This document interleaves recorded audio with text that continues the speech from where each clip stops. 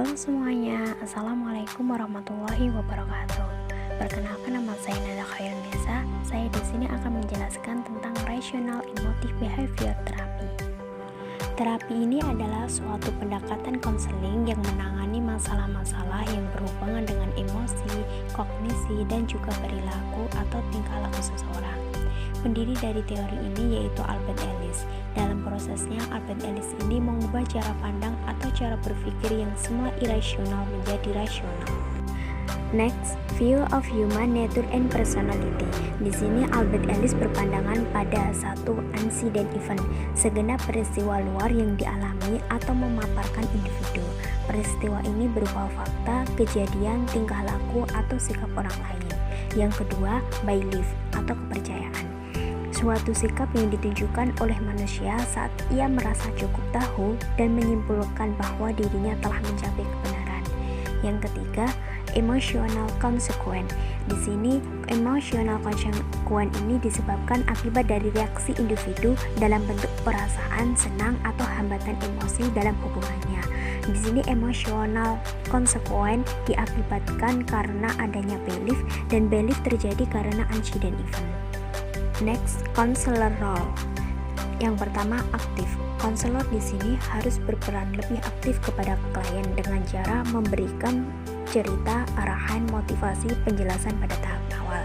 Yang kedua, direct. Konselor di sini harus menumbuhkan hubungan baik dengan klien dengan cara bersikap ramah, hangat, mudah bergaul, dan rasa empati. Yang ketiga, provokatif. Konselor di sini harus menekankan bahwa kita harus merubah cara berpikir kita yang semula irasional menjadi rasional. Yang keempat, konfrontatif.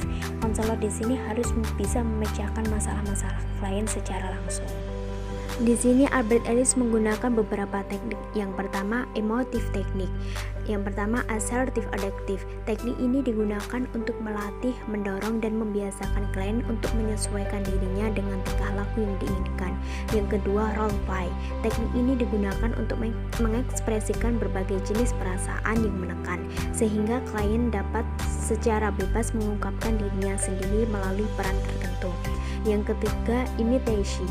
Teknik ini digunakan dalam meniru suatu bentuk model tingkah laku tertentu. Teknik selanjutnya yaitu behavioral teknik. Yang pertama, reinforcement. Teknik ini digunakan untuk mendorong klien ke arah tingkah laku yang lebih rasional dengan cara konselor memberikan reward atau punishment. Yang kedua, social modeling. Teknik ini digunakan untuk membentuk tingkah laku baru klien, agar klien dapat hidup dalam model sosial yang diharapkan dengan cara imitasi, mengobservasi, dan menyesuaikan diri. Teknik yang ketiga adalah cognitive teknik. Yang pertama, homework assignment. Teknik ini dilakukan dalam bentuk-bentuk tugas rumah untuk melatih, membiasakan diri, dan menginternalisasikan sistem nilai tertentu yang menuntut pola tingkah laku yang diharapkan. Yang kedua, practice assertive. Teknik ini digunakan untuk melatih keberanian klien dalam mengekspresikan tingkah laku yang diharapkan melalui bermain peran, latihan-latihan khusus, dan meniru model sosial.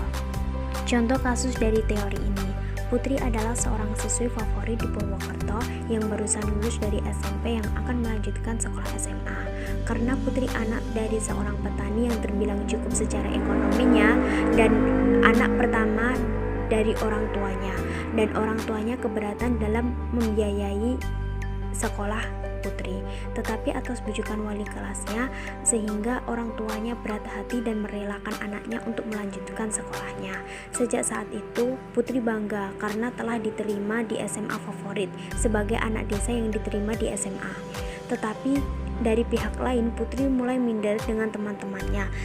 Sebagian besar dari keluarga kaya dengan pola pergaulan yang begitu beda dengan latar belakang Putri.